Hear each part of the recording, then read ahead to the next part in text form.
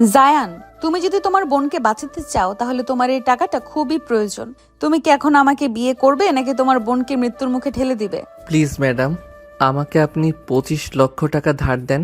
আমি আপনার এখানে সারা জীবন গোলামি কাটতে রাজি আছি, কিন্তু আপনার মতো বয়স্ক মহিলাকে বিয়ে করার একদম ইচ্ছা নেই আমার। আপনি যদি বলেন আপনার বাড়িতে সকল কাজ করে দেওয়ার জন্য, তাহলে আমি আপনার বাড়িতে সকল কাজ করে দিব। প্লিজ ম্যাম, আমার বোনকে বাঁচাতে হলে 25 লক্ষ টাকা লাগবে। ডাক্তার বলেছে আগামী 3 দিনের মধ্যে যদি টাকা না দিতে পারি তাহলে আমি আমার বোনকে বাঁচাতে পারবো না। অপারেশন না হলে আমি আমার বোনকে বাঁচাতে পারবো না, ডাক্তার বলে দিয়েছে। এটার জন্যই তো বললাম তুমি আমাকে এখন বিয়ে করো এবং আজকে রাতে আমার সাথে থাকবে। কালকে সকালে তোমাকে আমি 25 লক্ষ টাকা দিয়ে দিব। তবে একটা কথা মনে রাখবে, বিয়ে যেহেতু করবে, অন্য মেয়ের দিকে নজর দিতে পারবে না। ম্যাডাম, আপনি বোঝার চেষ্টা করেন, আমার বয়স মাত্র 16 বছর। আমি আপনাকে যদি বিয়ে করি তাহলে সমাজের মানুষ কি বলবে, এমনকি অফিসে যদি সবাই জানতে পারে তখন তারা কি বলবে? প্লিজ ম্যাডাম, আমাকে টাকাটা ধার দেন। তোমাকে যেটা বলেছি সেটা যদি করতে পারো তাহলে করো, আর যদি না করতে পারো তাহলে তোমাকে তো আর জোরাজুরি করে লাভ নেই। শেষবারের মতো বলতেছি, তুমি আজকে রাতে ভেবে নাও। রাতে তো ডিউটি করবে, সারা রাত ভেবে চিনতে সকালে যাওয়ার সময় আমাকে জানিয়ে দিবে। জায়ান চুপ করে রইল। আসলে তার বোনের হাটে একটা ছিদ্র আছে। ওই ছিদ্র অপারেশন করতে হলে 25 লক্ষ টাকার প্রয়োজন। এই টাকার জন্য জায়ান সবকিছু করতে পারে। জায়ান বেশ কিছুক্ষণ চুপচাপ দাঁড়িয়ে থাকার পর জারিফাকে উদ্দেশ্য করে বলতে লাগলো। আচ্ছা ম্যাডাম, আমি আপনাকে আজকেই বিয়ে করব, তবে কালকে সকালে আমাকে 25 লক্ষ টাকা দিয়ে দিতে হবে। ঠিক আছে, চলো তাহলে কাজী অফিসে। আর আজকে রাতে তুমি আমাদের বাড়িতে থাকবে। আপনাদের বাড়িতে যদি থাকি তাহলে আপনার আব্বু আম্মু কি বলবে? তাদেরকে নিয়ে তুমি চিন্তা করতেছো কেন? তোমার একদম চিন্তা করার কোনো প্রয়োজন নেই। চলো এখন কাজী অফিসে।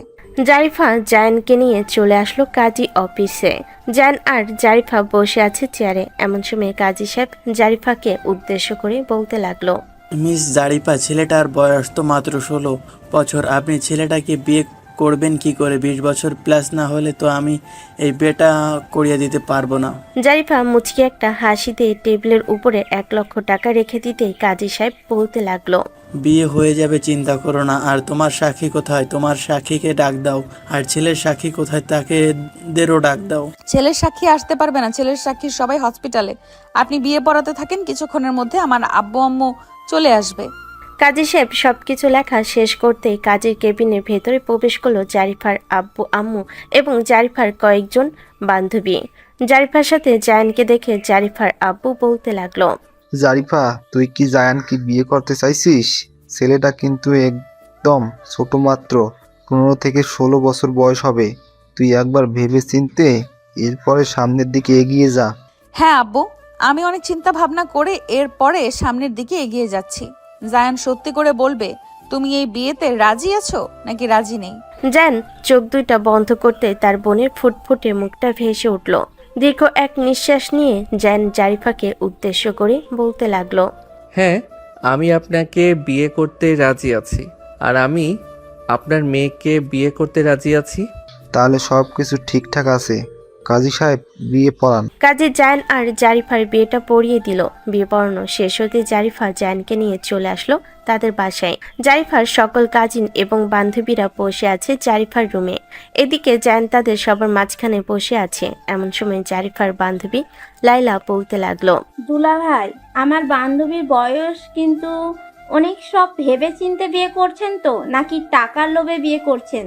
আপনাদের মতো ছেলেদের তো আবার টাকার লোভ। কথাটা শেষ করে লাইলা হেসে দিল। এদিকে জায়ান মাথাটা নিচু করে চোখটা বন্ধ করে দীর্ঘ একটা নিঃশ্বাস নিয়ে লাইলাকে উদ্দেশ্য করে বলতে লাগলো।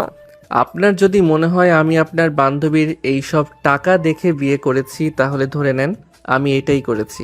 সো এখন আপনাদের আড্ডা দেওয়া যদি শেষ হয়ে থাকে তাহলে আমাকে একটু একা থাকতে দেন। আমি একটু একা থাকতে চাই। জায়ানের কথা শুনে সবাই চলে গেল নিচে। এদিকে জায়ান দরজাটা হালকা চাপিয়ে দিয়ে শার্টের 2-3টা বোতাম খুলে ফ্যানের হাওয়া খেতে লাগলো আর মনে মনে বলতে লাগলো। সব সময় সব পরিস্থিতিতে মানিয়ে নিতে হয়। যাই হোক, ওরা যেহেতু বলেই দিয়েছে টাকার লোভে বিয়ে করেছি আমি, তাহলে এটাই মনে করি আমি। জান মনে মনে এসব কথাবার্তা বলতেছে এমন সময় রুমের ভিতর প্রবেশ করলো জারিফা। জানের বুকের দিকে তাকিয়ে দেখে হালকা হালকা পশম উঠতেছে। এটা দেখে জারিফা আস্তে আস্তে করে চলে আসলো জানের কাছে। জানের বুকে হাত রাখতে জান চোখ খুলে তাড়াতাড়ি করে কিছুটা দূরে সরে গেল আর বলতে লাগলো, আপনি ঘরের ভিতরে এসেছেন, একবার ডাক দিবেন না আমাকে? আর আপনি এটা কি করতে চাচ্ছিলেন? আমার বুকে হাত দিচ্ছিলেন কেন? তোমার ওই ছোট্ট ছোট্ট পশম এবং বুক আমার খুব ভালো লেগেছে, তাই আমি তোমার বুকে হাত দিতে চেয়েছিলাম, কিন্তু তুমি তো সরে গেলে, আর এখন তো আমার অধিকার আছে, তাই আমি হাত দিতেই পারি। হ্যাঁ, অধিকার তো আছে। জান আরো কিছু বলতে যাবে এমন সময় তার পকেটে থাকা ফোনটা বেজে উঠল। পকেট থেকে ফোনটা বের করে হাতে নিতেই দেখতে পেল তার আম্মু কল দিয়েছে। কলটা রিসিভ করতেই ওপাশ থেকে তার আম্মু বলতে লাগলো, জান বাবা, তুই কোথায় আছিস? হাসপাতালে একটু আসতে পারবি? তোর বোন তোকে দেখতে চাইতেছে। 25 লক্ষ টাকা তো আর জোগাড় করতে পারবো না আমরা। তোর বোন তোর কাছে থাকতে চাইতেছে। আম্মু, 25 লক্ষ টাকা জোগাড় হয়ে গেছে, কালকে সকালে আমি নিয়ে আসবো। আর এখন তো সন্ধ্যা হয়ে এসেছে, আমি অফিসে এখনও কাজ করতেছি। আজকে সারা রাত কাজ করতে হবে। কালকে সকাল 10টার মধ্যে আমি 25 লক্ষ টাকা নিয়ে হাসপাতালে হাজির হব। তুমি ডাক্তারকে বলে দিও সব কিছু রেডি করতে। তুই এত টাকা কোথায় থেকে জোগাড় করলি, যেখানে আমরা আমাদের বাড়ি ঘর বিক্রি করেও 25 লক্ষ টাকা জোগাড় করতে পারি নাই? সেখানে তুই ছোট্ট মানুষে 25 লক্ষ টাকা কিভাবে জোগাড় করলি?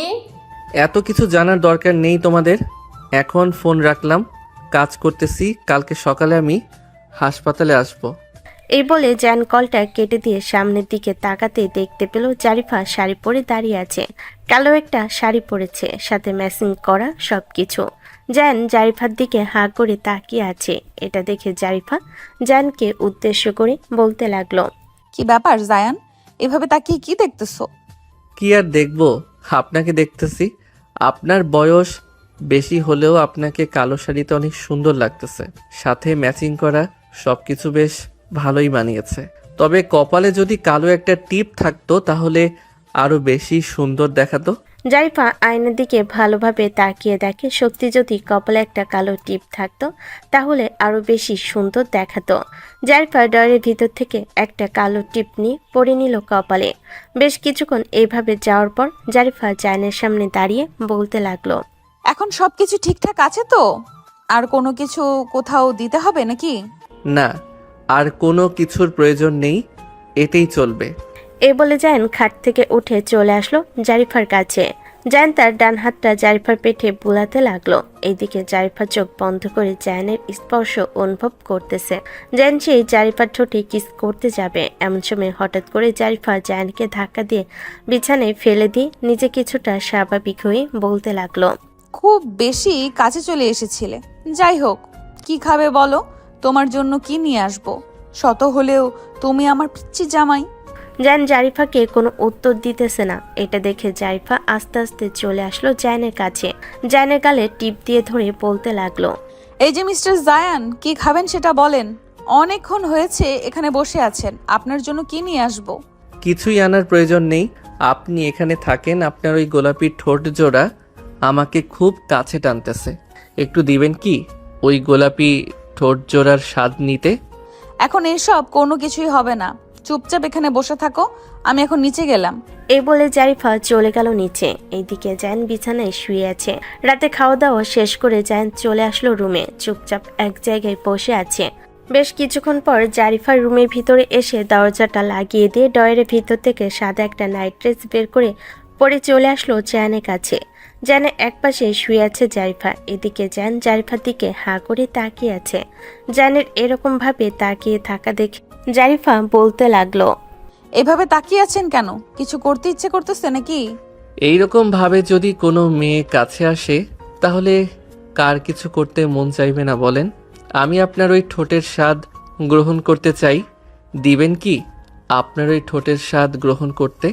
একদম না, আমি যতক্ষণ অনুমতি না দিব ততক্ষণ কিছুই করতে পারবেন। এখন তাড়াতাড়ি ঘুমান, রাত অনেক হয়েছে। জায়ান জারিফার কথা শুনে শুয়ে পড়ল জারিফার পাশে। এইদিকে জারিফা জায়ানের দিকে এক নজরে তাকিয়ে আছে, কিছুই বলতেছে না। এমন সময় জায়ান আবারও উঠে তার শার্ট খুলে এক সাইডে রেখে জারিফার দিকে তাকাতে দেখতে পেল জারিফা তার দিকে তাকিয়ে আছে।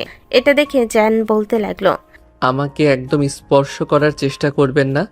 আমাকে যেহেতু স্পর্শ করতে দেন নাই আপনাকে, ঠিক তেমনি আপনিও আমাকে স্পর্শ করতে পারবেন না। অবশ্যই পারবো, যদি তোমার টাকা নেওয়ার দরকার পড়ে তাহলে আমার যা ইচ্ছা মন চায় আমি তাই করতে পারবো তোমার সাথে। সো বি কেয়ারফুল, তাড়াতাড়ি ঘুমাও। জায়ান জারিফার মুখের দিকে তাকিয়ে তার মুখটা কালো করে ফেলল। জারিফা বেশ কিছুটা বুঝতে পারলো জায়ানের মন খারাপ হয়ে গেছে। এটা দেখে জারিফা বলতে লাগলো, মন খারাপ করার দরকার নেই, আমি তো তোমাকে এমনিই বলেছি। এইদিকে আসো, আমি তোমাকে আমার বুকের মাঝে নিয়ে ঘুমাবো। এই বলে জারিফা জায়ানকে তার বুকের মাঝে নিয়ে শুয়ে পড়ল। এদিকে জায়ানের চোখে ঘুম নেই, সে জারিফার শরীরে অন্যরকম ঘ্রাণ নিতেছে, বারবার নিঃশ্বাস নিতেছে আর ঘ্রাণ ছাড়তেছে। হঠাৎ করে জায়ান জারিফাকে শক্ত করে জড়িয়ে ধরতেই জারিফা চমকে উঠল। জায়ানকে ছাড়াতে যাবে এমন সময় জায়ান বলতে লাগলো, প্লিজ আমার হাত সরিয়ে দিবেন না। আমি আপনার কাছে অন্যরকম একটা শান্তি খুঁজে পাইতেছি, প্লিজ এমনটা করবেন না। জায়ানের মুখে এমন কথা শুনে জারিফা আর কিছু বলল না। সেও জায়ানকে শক্ত করে জড়িয়ে ধরে ঘুমের দেশে পাড়ি জমালো। রাত প্রায় 2:45। এমন সময় জায়ানের ঘুমটা ভেঙে যেতে দেখতে পেল তার শরীর একটা কাঁপও নেই। এটা দেখে জায়ান তাড়াতাড়ি করে উঠে যেতে যাবে এমন সময় জারিফা বলতে লাগলো, ওঠার প্রয়োজন নেই, তুমি বারবার শুধু এই দিক করছিলে। আমি বুঝতে পারছিলাম তুমি রাতের বেলা হয়তো ছোট পেন পরে অভ্যস্ত, তাই আমি তোমার প্যান্ট খুলে ফেলেছি। তার মানে আপনি আমার সব কিছু দেখে ফেলেছেন, এটা কিন্তু একদম ঠিক করলেন না। এখন যদি আমি আপনার সব কিছু দেখতে চাই তখন আপনি কি বাধা দিবেন নাকি? অবশ্যই বাধা দিব, আমি তো আর ইচ্ছে করে দেখতে চাই নাই। তুমি আমাকে বিরক্ত করছিলে, তাই তো আমি এরকম করতে হয়েছে। আপনি আমার সব কিছু দেখে ফেলেছেন, এখন আমিও আপনার সব কিছু দেখব। নিজের ইচ্ছায় সব কিছু করবেন নাকি আমাকে কিছু করতে হবে? পিচ্চি, একদম চুপ। যেইভাবে শুয়েছিলে ওইভাবেই শুয়ে থাকো। যদি বেশি এইদিক ওইদিক করো তাহলে কিন্তু খুব খারাপ হবে। কি খারাপ হবে শুনি? এটা বলে জায়ান জারিফার ঠোঁটের সাথে তার ঠোঁট একত্রিত করে ফেল। প্রায় 5 মিনিট এইভাবে থাকার পর ছেড়ে দিয়ে বলতে লাগলো, ইস, আগে যদি জানতাম এত মিষ্টি, তাহলে তো আরো আগে এই রকম করতাম। জারিফা আবার কিছু বলতে যাবে এমন সময় জায়ান জারিফার ঠোঁট জোড়া আবার কামড়ে ধরে চুষতে লাগলো। বেশ কিছুক্ষণ এইভাবে যাওয়ার পর জায়ান আর নিজেকে কন্ট্রোল করতে না পেরে জারিফার গলায় ঘাড়ে চুমু দিতে লাগলো। জারিফা একদম বাধা দিতেছে না, জারিফার খুব ভালো লাগতেছে। বেশ কিছুক্ষণ এইভাবে যাওয়ার পর জায়ান যে জারিফার সাথে যেই কিছু করতে যাবে তখনই জারিফা বলে উঠল, জায়ান, এটা এখন করা একদমই ঠিক হবে না, কারণ তুমি এখন আমার থেকে অনেক ছোট। তুমি আগে বড় হও, 20 বছর প্লাস হোক, তারপর না হয় করলে। কিন্তু আমার তো এখনই লাগবে। আমার এখন অনেক ইচ্ছা করতেছে, নিজেকে আর কন্ট্রোল করতে পারতেছি না। না পারলেও পারতে হবে। এখন যাও, ফ্রেশ হয়ে আসো, অনেক কিছু করে ফেলেছো। জান জারিফার কথা মতো চলে আসলো ওয়াশরুমে। জারিফার সাথে আর কিছুই করলো না। ফ্রেশ হয়ে রুমে এসে দেখে জারিফা আগের মতো শুয়ে আছে, চোখ বন্ধ করে। এটা দেখে জায়ান বলতে লাগলো, কি ব্যাপার, এইভাবে শুয়ে আছেন কেন? আমার কেমন যেন অন্যরকম কেমন লাগতেছে, মনে হইতেছে তোমাকে খুব কাছে পাইতে। ও আচ্ছা, আপনি তো আমাকে সরিয়ে দিয়েছেন। সরিয়ে না দিলে তো এতক্ষণ খুব কাছে পাইতেন। যাই হোক, ফ্রেশ হয়ে আসেন, ভালো লাগবে। জারিফা চলে গেল ওয়াশরুমে। ঝর্ণাটা ছেড়ে দিয়ে চুপচাপ দাঁড়িয়ে রইল। প্রায় 15 মিনিট শাওয়ার নেওয়ার পর ড্রেস চেঞ্জ করে চলে আসলো বাইরে। ঘড়ির দিকে তাকাতে দেখতে পেল 5:45। সকাল হয়ে গেছে, ভোরের আলো দেখা যাচ্ছে। জারিফা জায়ানকে উদ্দেশ্য করে বলতে লাগলো, জায়ান, তুমি তো কিছুক্ষণ পর চলে যাবে। আমি তো অফিসের কাজে আবার ব্যস্ত হয়ে পড়বো। তুমি কি কয়েকদিনের ছুটি নিবে নাকি অফিসে এসে কাজ করবে? আমি শিওর দিয়ে বলতে পারতেছি না। যদি ডাক্তার বলে ছুটি নেওয়ার জন্য তাহলে ছুটি নিতে হবে। আগে হাসপাতালে যাই, এরপরে বোঝা যাবে ডাক্তার কি বলে। আর আপনাকে অনেক ধন্যবাদ 25 লক্ষ টাকা দেওয়ার জন্য। খুব শীঘ্রই আপনার টাকা পরিশোধ করে দিব, আস্তে আস্তে কাজ করে। টাকা পরিশোধ করার দরকার নেই, এই টাকা আমার ইনকামের টাকা। এই টাকার উপরে তোমার হক আছে। যদি আরো টাকা পয়সার প্রয়োজন হয় তাহলে আমাকে বলবে, আমি তোমাকে আরো টাকা দিব। আর টাকার প্রয়োজন নেই, যতটুকু দিয়েছেন ততটুকুতেই হয়ে যাবে। জায়ান জারিফার সাথে এসব কথাবার্তা বলতেছে। এদিকে জারিফা বারবার জায়ানের ঠোঁটের দিকে তাকাচ্ছে। জারিফাকে কেমন যেন জায়ানের ঠোঁট জোর টানতেছে। কথা বলতে বলতে কখন যে জারিফা চলে আসলো জায়ানের কাছে বুঝতে পারলো না। হঠাৎ করে জারিফা জায়ানের ঠোঁট জোড়া কামড়ে ধরলো। এটা দেখে জায়ান শুধু রেসপন্স করতেছে। বেশ কিছুক্ষণ এভাবে যাওয়ার পর হঠাৎ করে জারিফা জায়ানকে ধাক্কা মেরে সরিয়ে দিয়ে চলে আসলো আয়নার কাছে। জায়ানকে উদ্দেশ্য করে জারিফা বলতে লাগলো, Zayan, I am really sorry. আসলে তুমি এত ছোট, তারপরও আমি তোমার সাথে এমন করেছি, আর তোমাকে জোর করে বিয়ে করার জন্য আই এম রিয়েলি সরি। আমি তোমার জীবনটা শেষ করে দিয়েছি। জারিফার কথা শুনে জায়ান চুপ হয়ে রইল। বেশ কিছুক্ষণ এইভাবে চুপ হয়ে থাকার পর জায়ান জারিফাকে উদ্দেশ্য করে বলতে লাগলো, দেখেন, যেটা হওয়ার হয়ে গেছে। এখন এটা নিয়ে আর চিন্তা করে একদম মাথা নষ্ট করবেন না। আল্লাহ হয়তো চাইছে এরকমটা, তাই হয়েছে। অযথা চিন্তা করে মাথা ব্যথা করার দরকার নেই। আমাকে বের হয়ে যেতে হবে। এখন রাস্তাঘাটে অনেক জ্যাম থাকে, বুঝতেই তো পারতেছেন। এখন বের হওয়ার দরকার নেই, আমি তোমাকে হসপিটালে দিয়ে আসবো। এতগুলো টাকা তুমি নিতে পারবে না। যদি কেউ দেখে তাহলে টাকাগুলো চুরি করে নিয়ে যাবে। আমাদের গাড়ি আছে, আমি অফিসে যাওয়ার আগে তোমাকে হসপিটালে পৌঁছে দিয়ে যাব। আচ্ছা, তাহলে আর একটু ঘুমিয়ে নেই। দুইজন চলেন, মাত্র তো 6:15 বাজে। জায়ানের কথা শুনে দুজন আবার চলে আসলো বিছানায়। একে অপরকে জড়িয়ে ধরে ঘুমের দেশে পাড়ি জমালো। সকাল 9:45 দুজনে ঘুম ভেঙে যেতেই দুজন ফ্রেশ হয়ে চলে আসলো নিচে। জারিফার আম্মু জারিফাকে উদ্দেশ্য করে বলতে লাগলো, জারিফা, জামাই বাবাকে নিয়ে টেবিলে বস। আমি খাবার রান্না করেছি অনেক। খাওয়া দাওয়া করে এরপরে না হয় অফিসে যাবে। আর আজকে অফিসে না গেলেও চলবে। তোর আব্বুকে না হয় অফিসে পাঠিয়ে দেই। তোর যেতে হবে না আজকে। তুই জামাই বাবাকে সময় দে। আম্মু, অফিসে না গেলেও আজকে একটা কাজ আছে, ওই কাজটা করতে হবে। জায়ান, খাবার টেবিলে বসো, খাওয়া দাওয়া করে এরপরে না হয় একসাথে যাব। জারিফা আর জায়ান দুজন একসাথে খাবার টেবিলে বসে খাওয়া দাওয়া শেষ করে কিছুক্ষণ রেস্ট নিয়ে চলে আসলো গাড়িতে।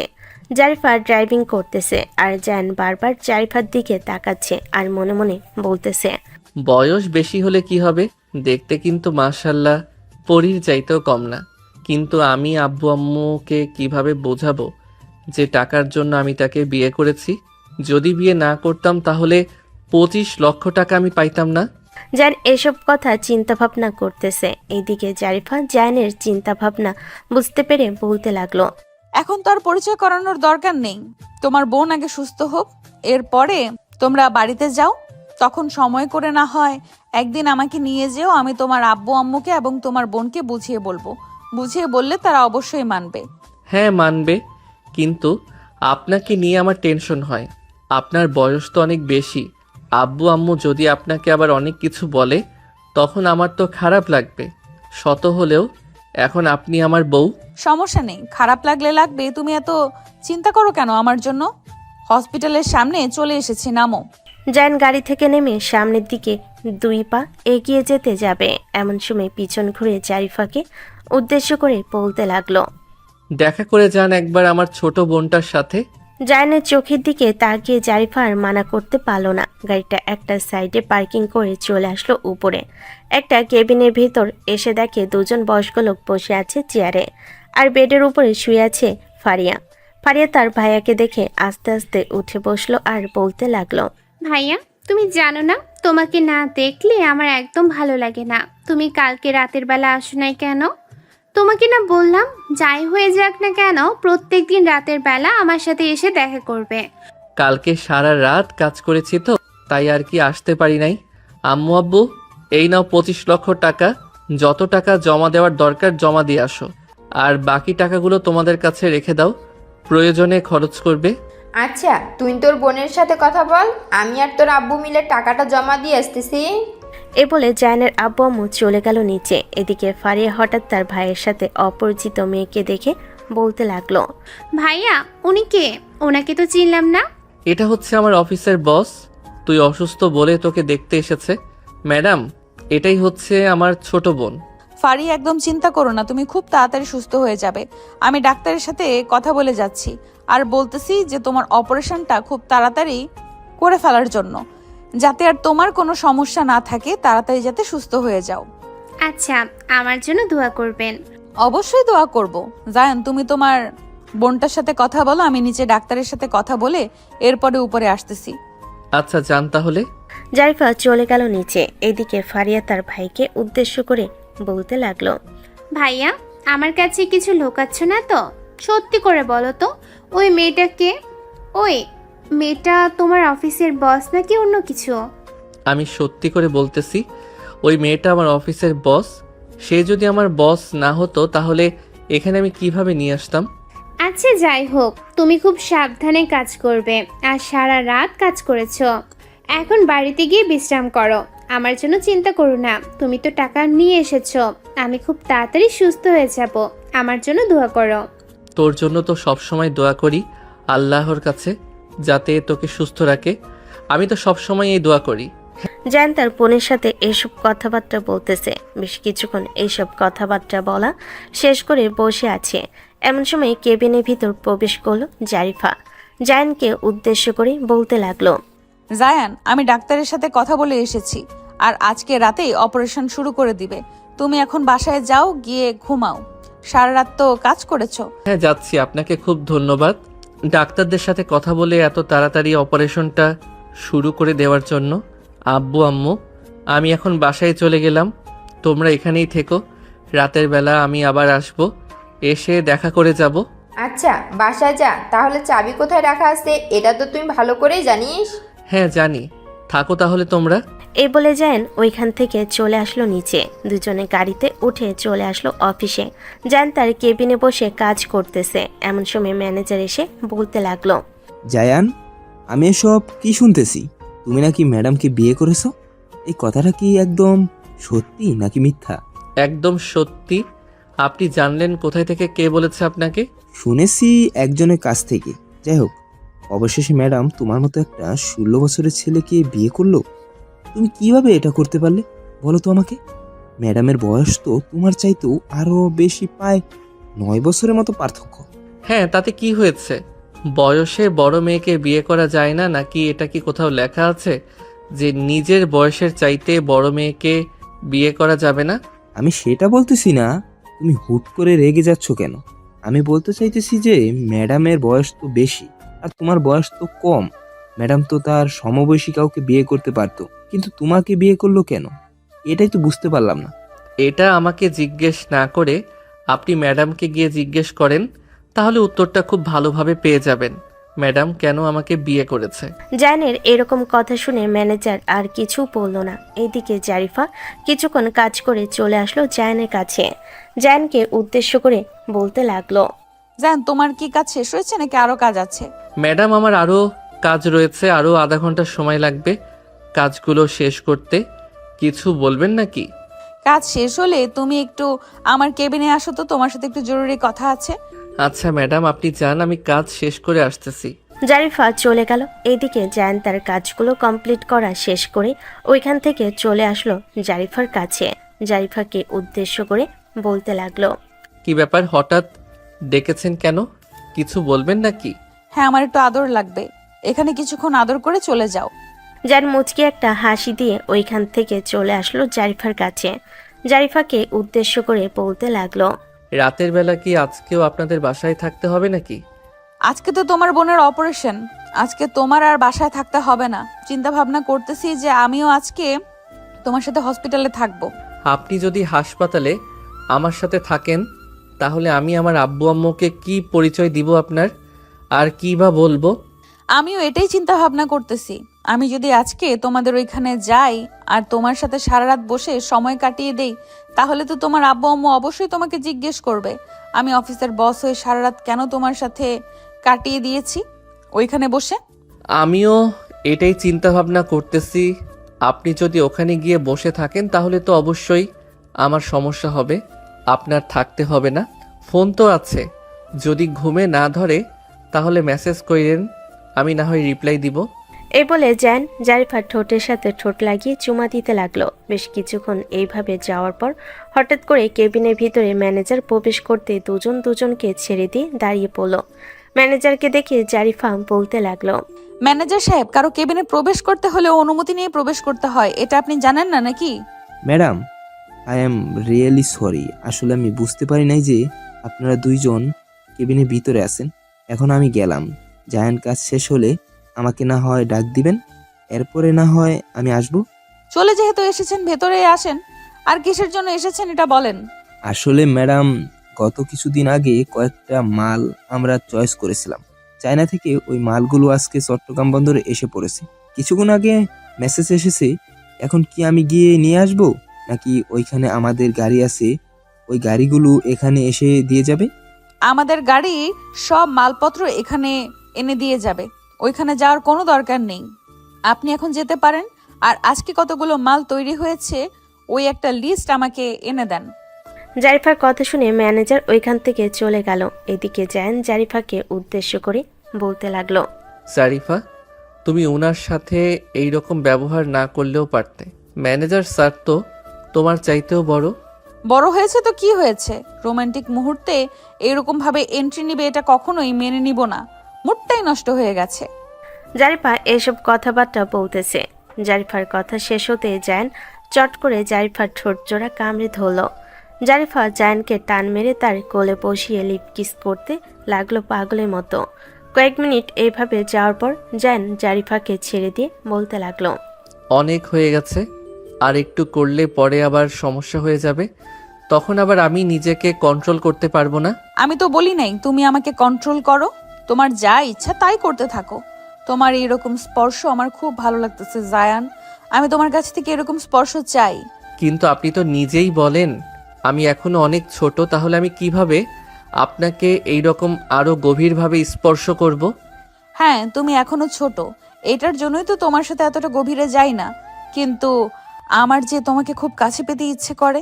আমি তোমাকে খুব কাছে পেতে চাই। জারিফা এসব কথাবার্তা বলতেছে এমন সময় কেবিনের ভিতর প্রবেশ করলো একজন কর্মচারী। হুট করে প্রবেশ করাতে তাদের দিকে তাকাতেই অবাক হয়ে গেল। যেন জারিফার কোলে বসে আছে। এটা দেখে তাড়াতাড়ি করে মাথা নিচু করে ফেলল কর্মচারীটা। কর্মচারীকে দেখে জ্যান তাড়াতাড়ি করে নেমে গেল আর ওইখান থেকে চলে আসলো। এদিকে জারিফা বলতে লাগলো, কি ব্যাপার? এখানে এসেছেন কেন? কিছু বলবেন নাকি? হুট করে কারো কেবিনে প্রবেশ করা যায় না। এটা কি আপনারা জানেন না নাকি? সরি ম্যাডাম, আপনারা এইভাবে আছেন আমি যদি আগে জানতাম তাহলে কখনোই আসতাম না।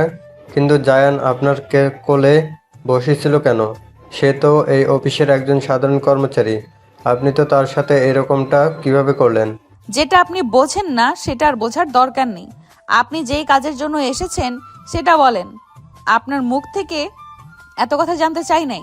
আসলে ম্যাডাম, 6 নম্বর মেশিনটা নষ্ট হয়ে গেছে। ম্যানেজারকে বলেছিলাম, ম্যানেজার বলেছে যে আপনাকে এসে বলার জন্য। উনি নাকি মালপত্র গুনাগুনি করতেছে, তাই আর কি আমি চলে এসেছি আপনাকে বলার জন্য। আমাকে বলার কি আছে? ভেতরে তো ইলেকট্রিক্যাল মেকানিক ওরা সবাই আছে। ওদেরকে গিয়ে বলেন, ওরা ঠিক করে দেবে। আমি কি ঠিকঠাক করব নাকি? সরি ম্যাডাম, তাদেরকেও বলেছিলাম। তারা অনেক চেষ্টা করেছে। তারা বলেছে যে এই মেশিন একেবারে ড্যামেজ হয়ে গেছে, আর চলবে না। ও আচ্ছা, তাহলে আমি একটা মেশিন আনার ব্যবস্থা করতেছি। আপনি এখন যান। আর এইখানে কি ঘটেছে এটা যাতে অন্য কেউ না জানে। যেটা আপনি দেখেছেন সেটা আপনার মধ্যেই রাখবেন। আর যদি আমি শুনতে পারি এই অফিসের অন্য কেউ জেনেছে, তাহলে আপনাকে চাকরি থেকে বরখাস্ত করে দেব। কর্মচারী আর কিছু না বলে মাথা নিচু করে ওইখান থেকে চলে আসলো। ম্যানেজার কর্মচারীকে দেখে বলতে লাগলো, কি হয়েছে ম্যাডামের? রুম থেকে দেখলাম মাথা নিচু করে বের হয়েছেন। মেশিন তো নষ্ট হয়ে গেছে। ম্যাডাম কি বলেছে কিছু ব্যবস্থা করবে নাকি? ম্যাডাম বলেছে যে আর একটা মেশিন আনার ব্যবস্থা করবে আজকে, তাই আমি চলে এসেছি। ও আচ্ছা, তাহলে তো ভালোই হবে, নতুন মেশিন পাবেন। এখন তাহলে আপনি বাসায় চলে যান। যখন মেশিন আসবে তখন আপনাকে ফোন দিয়ে বলবো আসার জন্য। কর্মচারী চলে গেল বাসায়। এইদিকে জ্যান চুপচাপ বসে আছে।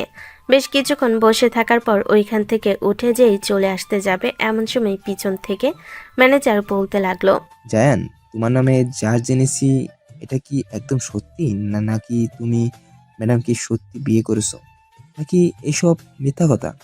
এই সব কিছুই সত্য। আমি ম্যাডামকে বিয়ে করেছি, কিন্তু আপনাদের এত জ্বলতেছে কেন? আপনারা কেন বারবার জিজ্ঞাসা করতেছেন? জিজ্ঞেস তো করবো অবশ্যই। তুমি হুট করে ম্যাডামকে বিয়ে করে ফেললে আর বিয়েটা হয়ে যাবে, এটা কিভাবে সম্ভব? ম্যাডামের আব্বু আম্মু জানে নাকি যে তোমরা বিয়ে করেছো?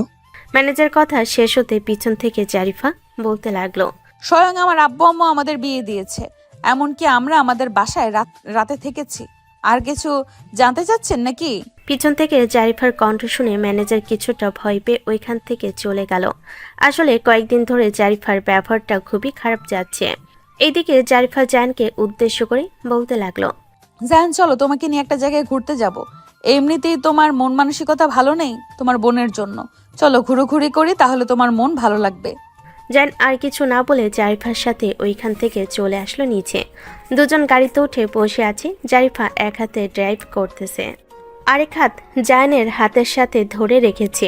এমন সময় জায়ান বলতে লাগলো, আপনি এখন থেকে সবার সাথে ভালো ব্যবহার করবেন, এই রকম খারাপ ব্যবহার করবেন না। এই রকম খারাপ ব্যবহার আমার একদম পছন্দ না। যদি ভালো ব্যবহার না করতে পারেন তাহলে কারোর সাথে কথা বলবেন না, অন্তত কারোর সাথে তো আর খারাপ ব্যবহার করতে পারবেন না। আমি তো খারাপ ব্যবহার করতে চাই না, কিন্তু তারাই সব কাজের মধ্যে এসে বাধা দেয়। 2 বার বাধা দিয়েছে। আমি তো বেশ ভালোইভাবেই ছিলাম তোমার সাথে। ওইটা অফিস, তারা যেতেই পারে যে কোনো সময় আপনার কেবিনে, তাই বলে আপনি এইভাবে ব্যবহার করবেন? দেখে ফেলেছে তো দেখে ফেলেছে, আর সবাই তো জানবে যে আমাদের বিয়ে হয়েছে। হ্যাঁ, সবাই জানবে, কিন্তু আমি চাই না যে আমার কারণে তোমার অসম্মান হোক। আমি তো তোমাকে জোর করে বিয়ে করেছি, সো অসম্মান তোমাকে করবে, আমাকে না। জোর করে বিয়ে করেন নাই, আমি তো টাকার কারণে আপনাকে বিয়ে করেছি। তবে বিয়ে যেহেতু হয়ে গেছে, দুজনকে একসাথে থাকতেই হবে, আলাদা হওয়া যাবে না। এটা তো অবশ্যই থাকতে হবে, সারা জীবনই সাথে থাকবো। আমার কথা মতো চলবে তুমি। আমি তো সব সময় আপনার কথা মতোই, যদি জাস্ট এতটুকুই আবদার করলাম, আর কারো সাথে এরকম খারাপ ব্যবহার করবেন না। জায়ান এসব কথাবার্তা বলতেছে। বেশ কিছুক্ষণ এসব কথাবার্তা বলা শেষ করে দুজন চলে আসলো একটা পার্কে। ঘোরাঘুরি করা শেষ হতে জায়ান বলতে লাগলো, সন্ধ্যা তো হয়ে এসেছে, আমি এখন হাসপাতালে চলে যাই। আপনিও একবার অফিসে গিয়ে ম্যানেজারের সাথে কথা বলে এরপরে না হয় বাসায় চলে যান। ফোন দিয়ে কথা বলে নিব। এখন তোমাকে হসপিটালে পৌঁছে দিয়ে ওইখান দিয়ে আমি বাসায় চলে যাব, তবে তোমার বোনকে একবার দেখে যাব। এই বলে জারিফা গাড়িটা ঘুরিয়ে হাসপাতালের দিকে রওনা দিল।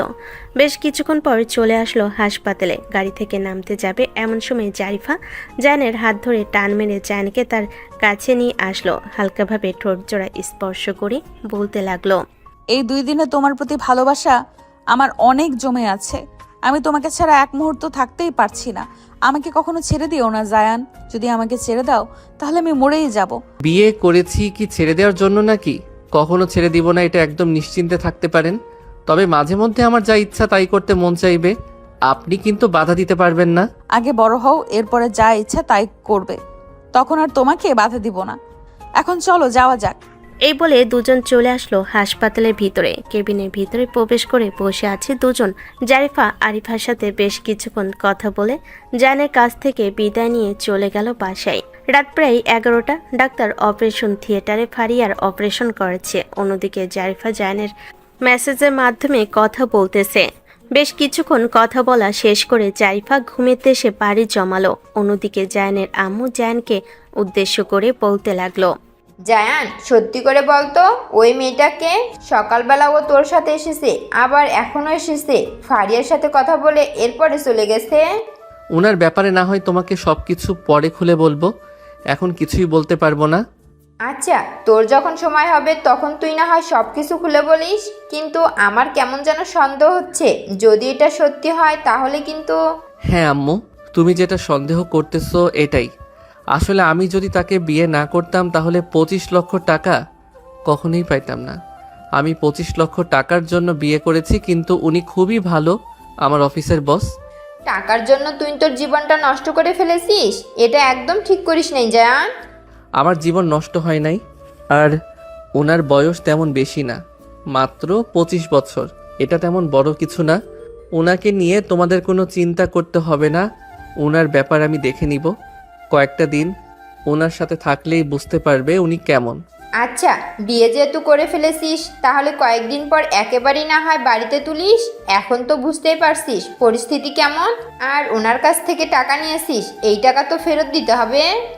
উনি বলে দিয়েছে এই টাকা ফেরত দিতে হবে না, তারপরেও আমি যতটুকু টাকা ইনকাম করি ওইখান থেকে অল্প অল্প কিছু করে রেখে একসময় তার 25 লক্ষ টাকা পূর্ণ করে দিব। হ্যাঁ, এটাই করতে হবে, কারণ তোর আব্বুও তো এখন অসুস্থ হয়ে গেছে। না হলে তো দুজনে ইনকাম করে টাকাটা পরিশোধ করে দিতে পারতি।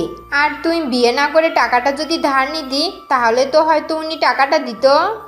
আম্মু, আমি অনেকবার বলেছিলাম আমাকে টাকাটা ধার দেওয়ার জন্য, কিন্তু উনি টাকাটা ধার দিবে না বলে দিয়েছে। তাই আর আমি উপায় না পেয়ে ওনাকে বিয়ে করতে রাজি হয়ে গেছি। তবে আম্মু, উনি যেমন আছে আমার কাছে একদম পারফেক্ট মনে হয়েছে। শুধু বয়সটা বেশি বলে তোমরা অন্যরকম মনে করতেছো। একবার ভালোভাবে তার দিকে তাকিয়ে দেখো, দেখবে যে 17-18 বছরের মেয়ের মতো লাগবে তাকে। আচ্ছা, যাই হোক, যেটা হয়ে গেছে সেটা তো হয়ে গেছে, এটা নিয়ে আর চিন্তা করার একদম দরকার নেই। জায়ানের আম্মু এইসব কথাবার্তা বলতেছে। বেশ কিছুক্ষণ পর ডাক্তার অপারেশন থিয়েটারের ভিতর থেকে বের হতেই জায়ান ডাক্তারকে উদ্দেশ্য করে বলতে লাগলো, ডাক্তার, আমার বোনের অবস্থা এখন কেমন? সে সুস্থ হয়ে যাবে তো? হ্যাঁ, তোমার বোন সুস্থ হয়ে যাবে। অপারেশন সাকসেসফুল হয়েছে। আমি কিছু ওষুধ লিখে দিচ্ছি, এগুলো নিয়মিত খাওয়াবেন।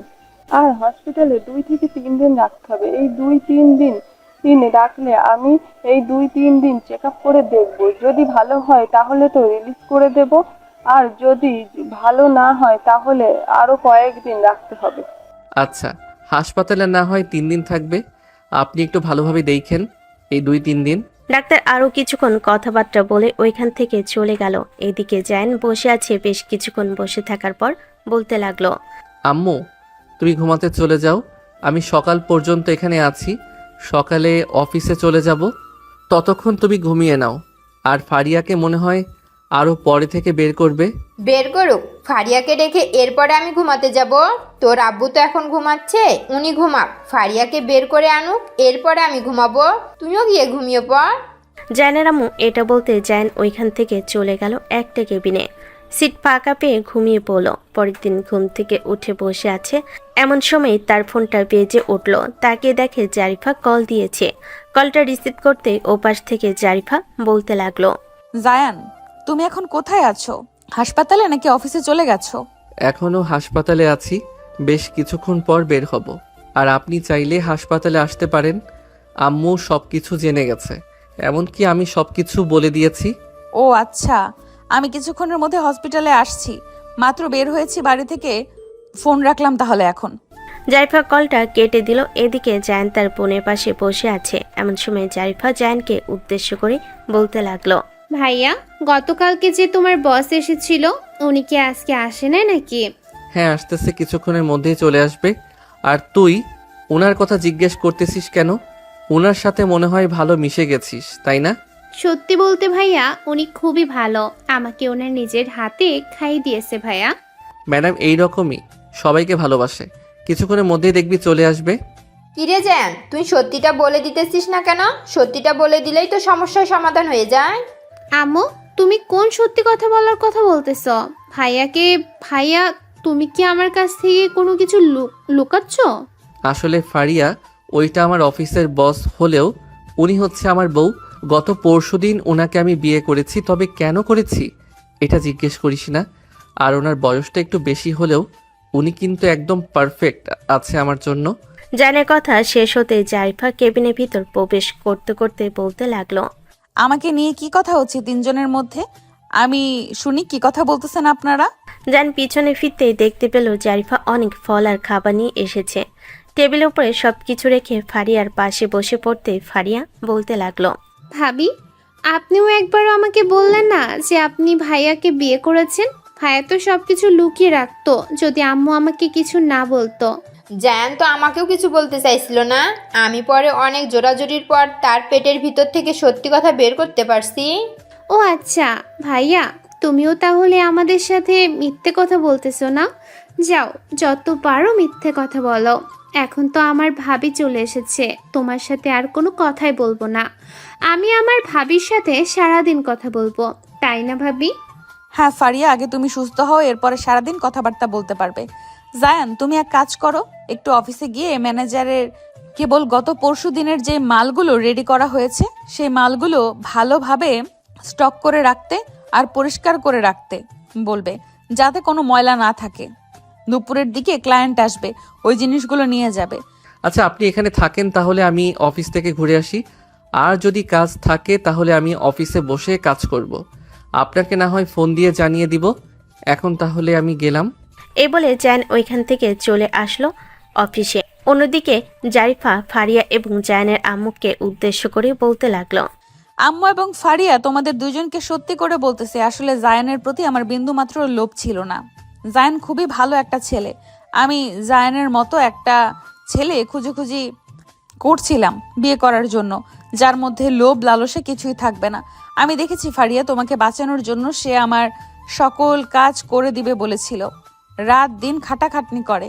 কিন্তু আমি বলেছিলাম যে আমাকে বিয়ে করলে আমি তাকে 25 লক্ষ টাকা দিব।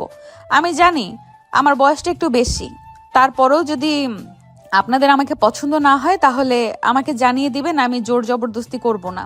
এতদিন যেহেতু একা ছিলাম, সামনেও একা থাকতে পারবো। আরে না ভাবি, আসলে ভাইয়া খুবই ভালো, নিজের ভাই হিসেবে বলতেছি না। আমি দেখেছি পরিবারের জন্য অনেক কিছুই করেছে, কিন্তু ভাইয়াকে আমরা কখনো কোনো কিছু দিতে পারি নাই। আপনি ভাইয়ের সাথে অনেকটা মাস থাকেন, আপনি ভাইয়াকে বেশ ভালোভাবেই বুঝে যাবেন।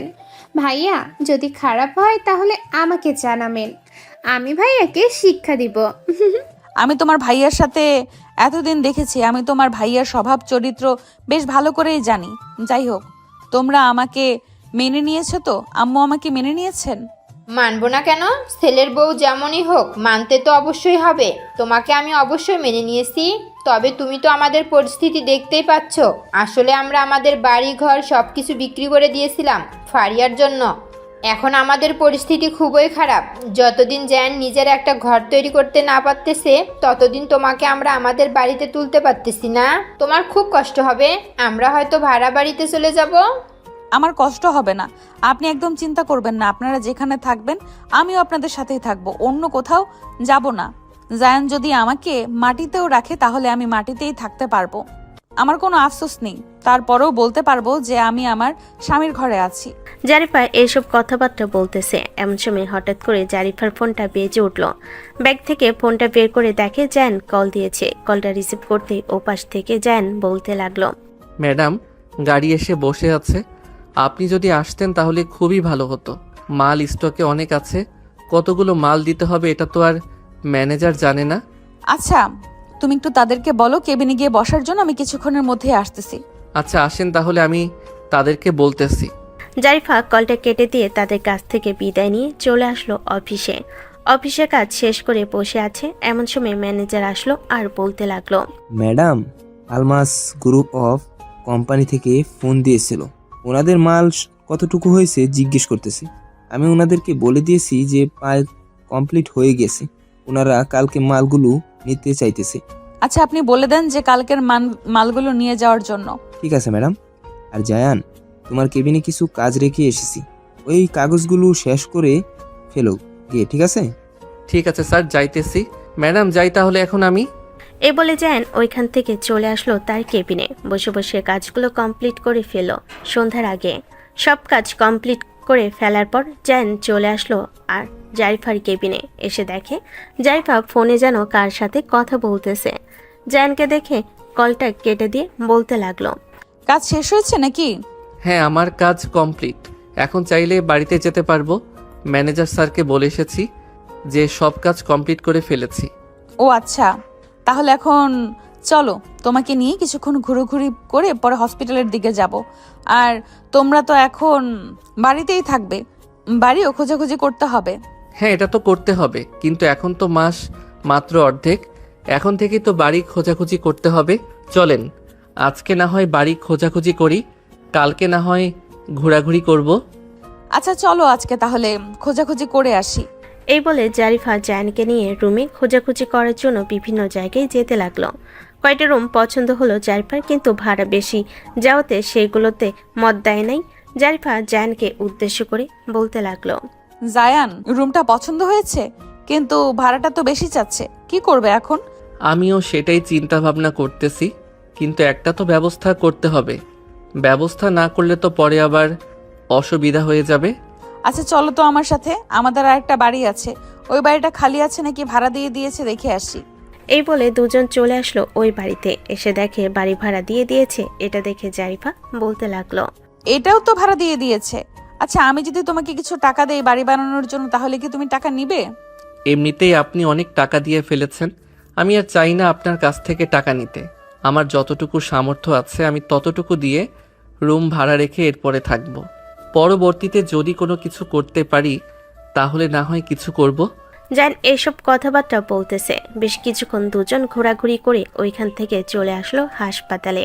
সবাই একসাথে খাওয়া দাওয়া করে বসে আছে। এমন সময় জায়ানের আম্মু বলতে লাগলো, জারিফা, তুমি বাসায় চলে যাও, এটা হাসপাতাল, এখানে তোমার থাকার দরকার নেই, আমরা এখানে থাকতে পারবো।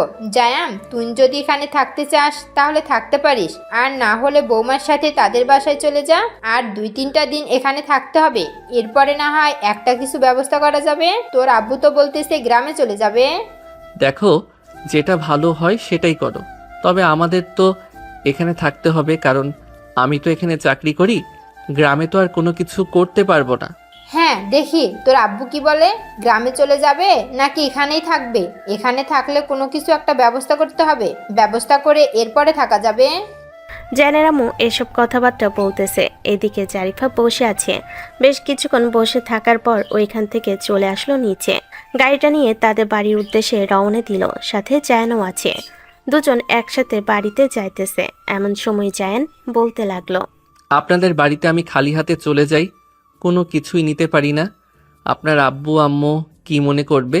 আমার আব্বু আম্মু কিছুই মনে করবে না, কারণ ওনারা সব কিছুই জানে। আমি ওনাদেরকে সব কিছুই বলে দিয়েছি। আর জান, আমি তোমাকে সব দিক থেকে হেল্প করব। তুমি বাড়িতে কাউকে কিছু বলবে না। আমি তোমাকে নতুন একটা বিজনেস করার জন্য সব ব্যবস্থা করে দিব। তুমি ওই বিজনেস সামলাবে, সাথে আমাদের অফিসেও কাজ করবে। আচ্ছা, যে কোনো একটা কিছু করা যাবে, আগে ফারিয়ার সুস্থ হোক, এরপরে না হয় কিছু একটা করব। এ বলে দুজন চলে আসলো বাড়িতে। দেখতে দেখতে এইভাবে বেশ কয়েকদিন কেটে গেল। বেশ কয়েকদিনের মাঝে জায়ান তার বোনকে ভাড়া বাড়িতে নিয়ে আসলো। সবাই একসাথে এখন থাকে। ফারিয়া আস্তে আস্তে সুস্থ হয়ে গেছে। এখন আগের চাইতে অনেক বেশি সুস্থ হয়েছে।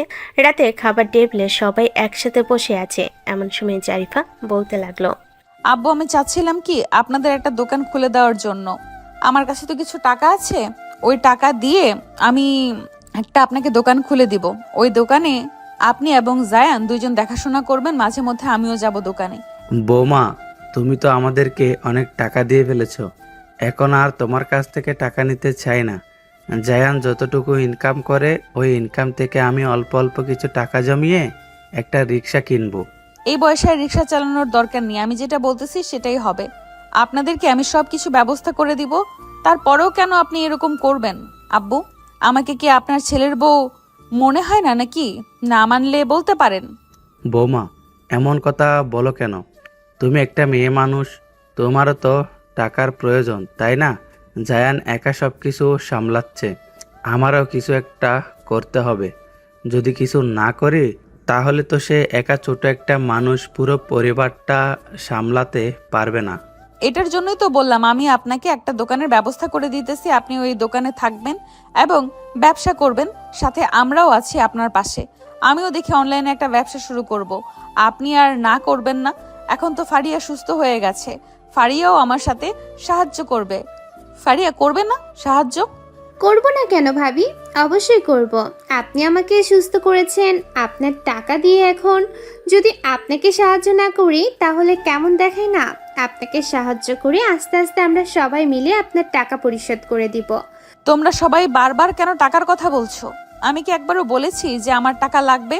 আমি এখানে অনেক সুখী আছি, ডাল ভাত খেয়েও মানুষ সুখে থাকে। আমিও ঠিক ওইভাবেই সুখে আছি। জায়ান, তুমি কিছু বলতেছো না কেন? তুমি ওদেরকে মানা করো যে আমার টাকা পয়সার কোনো দরকার নেই। আব্বু, ফারিয়া আর আম্মু, তোমরা কেউ আর টাকার কথা বলবে না। টাকার কথা শুনলে জারিফার মন খারাপ হয়। আর সে টাকা দিয়েছে তো কি হয়েছে, সে তো আমাকে বিয়ে করেছে। ধরো আমি যদি এখন বিদেশ যাইতাম, যদি সে আমার বউ থাকতো তাহলে সে তো পুরো টাকাটাই দিত, যদি তার পক্ষে সম্ভব থাকতো, তাই না? ধরে নাও আমি বিদেশে গিয়ে সে পুরো টাকা দিয়েছে, সো এই টাকার কোনো হিসাব করবে না তোমরা। আচ্ছা বৌমা, আজকের পর থেকে আর টাকার কথা বলবো না। এখন খাওয়া দাওয়া শেষ করো, সবাই একসাথে খাওয়া দাওয়া শেষ করে কিছুক্ষণ টিভি দেখে চলে আসলো রুমে। জায়ান আর জারিফা বিছানায় শুয়ে আছে। এমন সময় জারিফা জায়ানকে উদ্দেশ্য করে বলতে লাগলো, জানেন এই দেখো, আমি এই জিনিসগুলো চায়না থেকে নিয়ে এসে এরপরে বাংলাদেশে বিক্রি করতে চাই। এই জিনিসগুলো খুব ভাইরাল, এমনকি সবাই নিতেছে। আমি যদি এই জিনিসপত্র নিয়ে আসি এবং আব্বুকে যদি এই জুতোর দোকান বা পোশাকের দোকান খুলে দেই, তাহলে আব্বু খুব ভালো দামে বিক্রি করতে পারবে। এই দেখো, প্রত্যেকটা জুতোর দাম $2। এই $2 বাংলাদেশি টাকায় হচ্ছে 250 থেকে 280 টাকা। আবার ভালো মানের জুতো আরেকটু দাম বেশি, যেগুলো জুতো খুব ভালো হবে এবং টেকসই হবে, ওই জুতোগুলো আমি আনবো, যাতে কোনো কাস্টমার ব্যাড রিভিউ না পায়।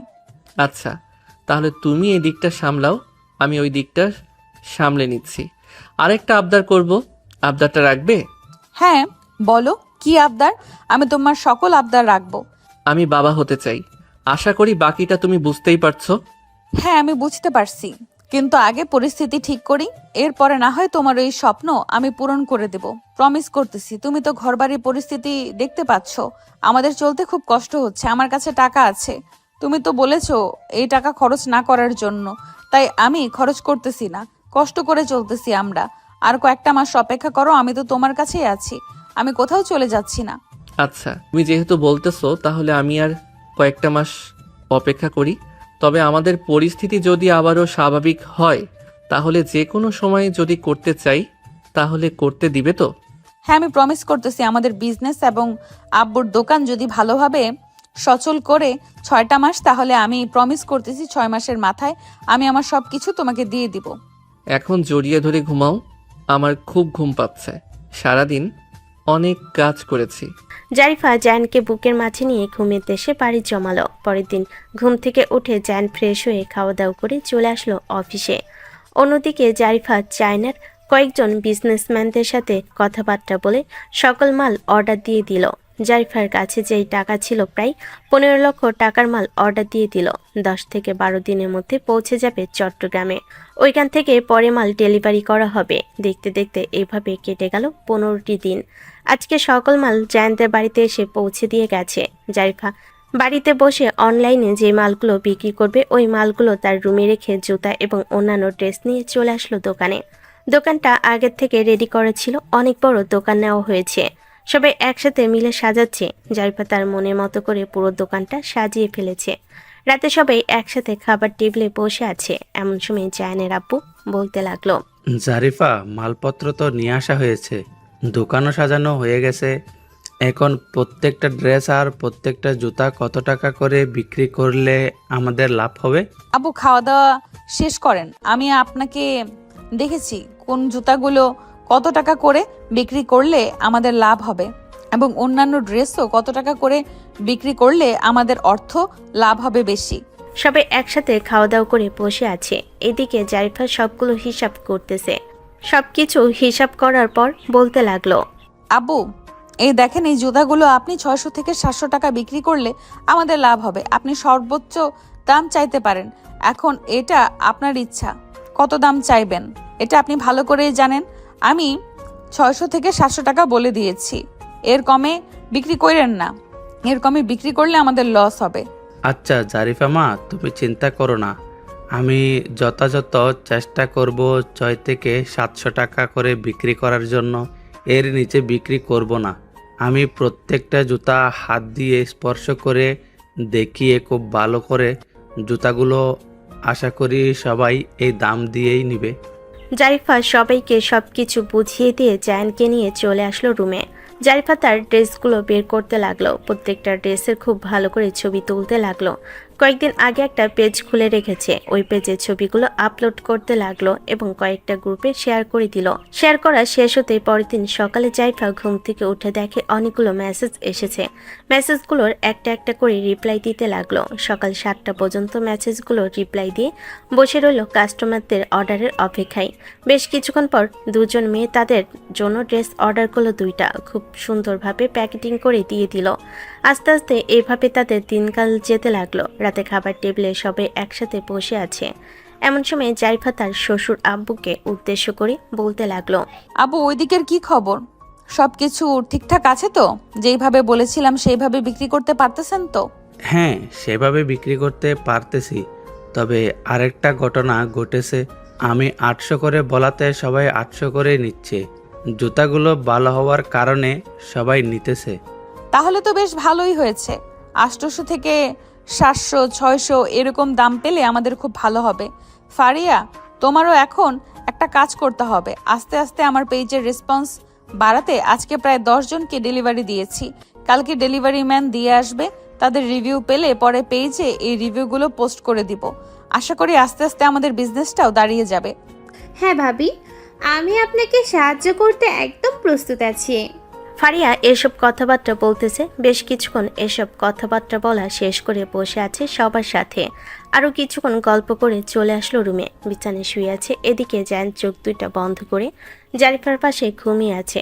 এমন সময় জারিফা জায়ানকে তার বুকের সাথে আগলে নিয়ে বলতে লাগলো, এই যে মহারাজ, ঘুমিয়ে গেছেন নাকি? অনেক কাজ করেছেন এই কয়েকদিন, 2-3 দিন রেস্ট করেন। এইভাবে কাজ করলে হবে নাকি? জায়ান জারিফার দিকে মুখ ঘুরিয়ে বলতে লাগলো, রেস্ট তো অবশ্যই করব, আর কয়েকটা দিন পর রেস্ট করব। অফিসে আরও কিছু কাজ বাকি আছে, ওই কাজগুলো শেষ করতে হবে। নতুন নতুন মালের অর্ডার আসতেছে তো, তাই আর কি অফিসে চাপ আছে। আমি তো তোমাকে বলি নাই এত কাজ করার জন্য। তুমি শুধু দেখাশোনা করবে, বাকি সবকিছু কর্মীরা করবে। আপনাকে বিয়ে করেছি বলে কি ওই অফিসের বস হয়ে যেতে হবে আমার? আমি কর্মচারী ছিলাম, আমি কর্মচারী থাকব। আগে যেই রকমভাবে কাজ করতাম সেই রকমভাবে এখনও কাজ করব। জায়ান জারিফার বুকে মুখ গুজে কথাগুলো বলতে লাগলো। জারিফার শরীর থেকে অন্যরকম একটা ঘ্রাণ আসে। ওই ঘ্রাণটা জায়ান মন ভরে উপভোগ করে। দেখতে দেখতে এভাবে কেটে গেল 3টি মাস। এই 3 মাসের মধ্যে তাদের বিজনেস খুব ভালো চলেছে, অনেক টাকা লাভ হয়েছে। জারিফা চায়না থেকে আরও মাল অর্ডার দিয়ে দিল। আস্তে আস্তে মালগুলো আসতে লাগলো এবং বিক্রি হতে লাগলো। এদিকে জায়ান এখন অফিসে কাজ করার পাশাপাশি দোকানও মাঝে মাঝে গিয়ে বসে। রাতে জায়ান বসে আছে। এমন সময় জায়ানের আম্মু বলতে লাগলো, জায়ান, তুই এক কাজ কর, অফিসের কাজ ছেড়ে দে। এখন তো তোর আব্বুর দোকানে প্রায় সময় ভিড় লেগে থাকে। তুই তোর আব্বুর সাথে সময় দে। আশা করি বিজনেসটা খুবই ভালো হবে। এই সব কিছুই হয়েছে জারিফার কারণে। জারিফা আমাদের এই সংসারে এসে আমাদের পুরো ভাগ্যটাই পরিবর্তন করে দিয়েছে।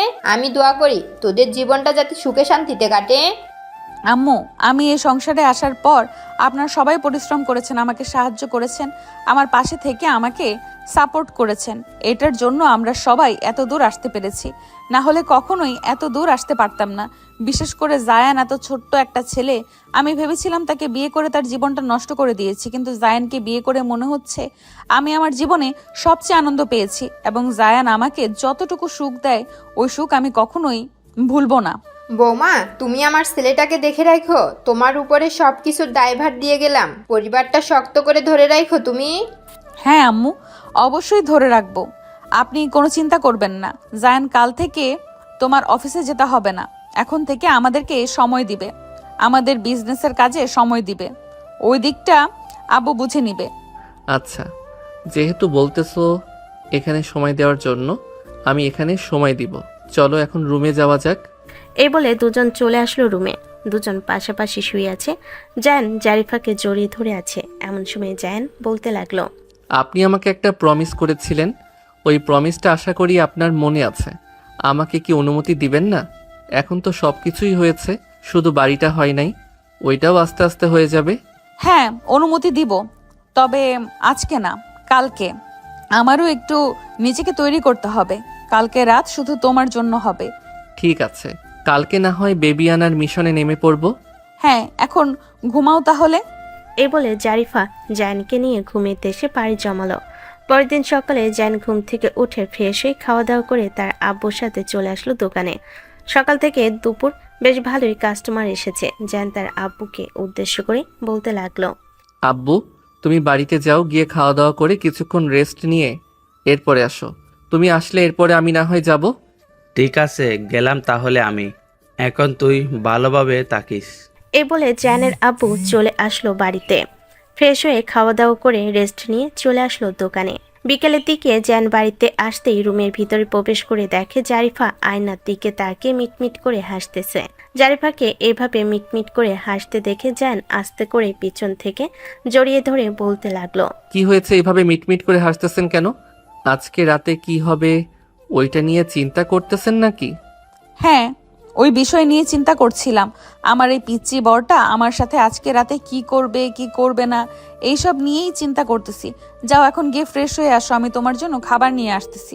এই বলে জারিফা চলে আসলো নিচে। অন্যদিকে জায়ান চলে আসলো তার ওয়াশরুমে। ফ্রেশ হয়ে বাইরে এসে বসে আছে। বেশ কিছুক্ষণ পর জারিফা খাবার নিয়ে আসতেই দুজন খাওয়া দাওয়া শেষ করে ফেল। সন্ধ্যার দিকে জায়ান আবারও চলে আসলো দোকানে। এসে দেখে তার আব্বু বসে আছে। রাত 9টা অবধি তার আব্বুর সাথে সময় দিয়ে দুজন চলে আসলো বাড়িতে। রাতে খাওয়া দাওয়া শেষ করে কিছুক্ষণ গল্প করে জায়ান আর জারিফা চলে আসলো রুমের ভিতরে। জায়ান বিছানায় বসে আছে। এদিকে জারিফা তার ড্রেস চেঞ্জ করে জায়ানের সামনে গিয়ে দাঁড়াতে জায়ান হাঁ করে তাকিয়ে রইল জারিফার দিকে।